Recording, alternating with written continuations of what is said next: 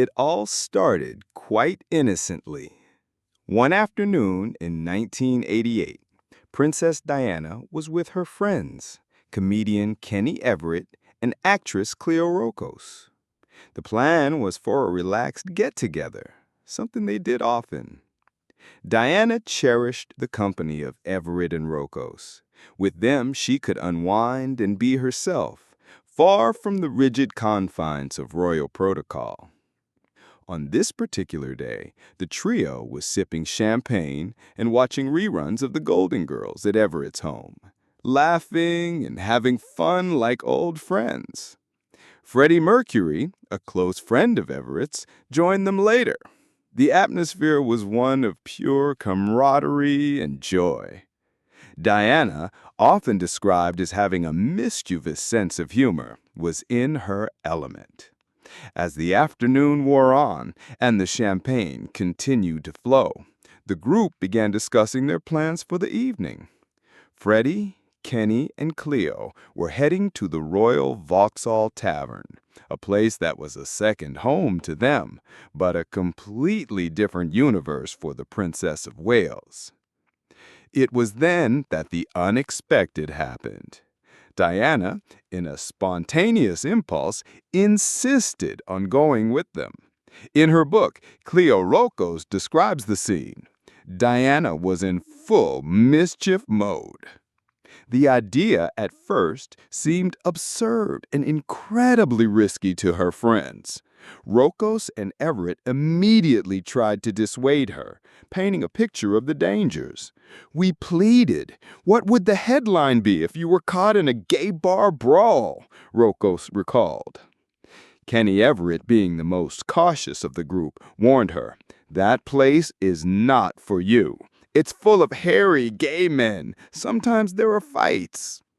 Their concern was understandable. The discovery of the future Queen of England in a gay bar would be a scandal of epic proportions, a media firestorm that could have unpredictable consequences for the monarchy. But Diana was determined. She longed for a night of freedom, an escape, however brief, from her gilded cage. It was Freddie who, with his fearless attitude, made the final call. Seeing the genuine desire in Diana's eyes, he interjected, saying the words that would seal the plan. "Go on, let the girl have some fun." For Freddie, who lived his life breaking barriers and defying conventions, the idea of smuggling royalty into one of his favorite haunts must have seemed like an irresistible adventure. With Freddie's support, the die was cast. Princess Diana was going to a gay bar. But first, she needed a disguise. With the decision made, Operation Disguise Diana began. The challenge was monumental. How do you hide the most recognizable face on the planet? The solution came collaboratively and creatively, born from the group's anarchic spirit. They needed to transform her into someone who would go completely unnoticed in the eclectic environment of the Royal Vauxhall Tavern. The idea was to dress her as a man. The wardrobe for the disguise was assembled from pieces they had on hand. They settled on an outfit that would make her look like a rather eccentrically dressed gay male model. The core components were an army fatigue jacket, a dark leather cap, and the crucial final touch, a pair of dark aviator sunglasses. Her iconic blonde hair was all tucked away under the cap. The transformation was remarkable. In Rocos' words, Diana looked like a beautiful young man. The disguise was so effective that even they were surprised. The idea was that if anyone looked, they would see Freddie Mercury, Kenny Everett, and Cleo Rocos walking in with an attractive but anonymous young man. The fame of her companions would act as a shield, drawing all the attention and leaving Diana in the shadows. The tension and excitement were palpable. They were about to break every rule in the book. With the disguise complete, the unlikely quartet set out into the London night, on their way to Vauxhall. Diana's heart must have been pounding, a mixture of fear and adrenaline. For a woman whose life was meticulously planned and controlled, this was an unprecedented act of rebellion. Upon arriving at the Royal Vauxhall Tavern, their strategy worked perfectly. As expected, people in the bar immediately recognized Freddie Mercury, a living legend, and the popular comedian Kenny Everett. Heads turned and smiles and nods were directed their way. And the slender figure in jeans, the army jacket and sunglasses beside them? No one gave them a second glance. The Princess of Wales had become invisible in plain sight. Inside, the Royal Vauxhall Tavern was in full swing. The music was pulsing, the neon lights were glowing, and the air was thick with the energy of a place where people could be authentically themselves. For Diana, it must have been like stepping into another world, a world that was vibrant, non-judgmental, and most importantly, anonymous. The group managed to weave their way through the crowd of leather jackets and denim until they reached the bar. The plan was simple: get a drink and get out. They knew they couldn't push their luck for too long. Every minute they spent there increased the risk of someone with a keener eye noticing something familiar in the features of that young man.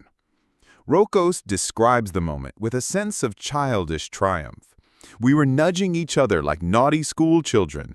Diana and Freddie were giggling.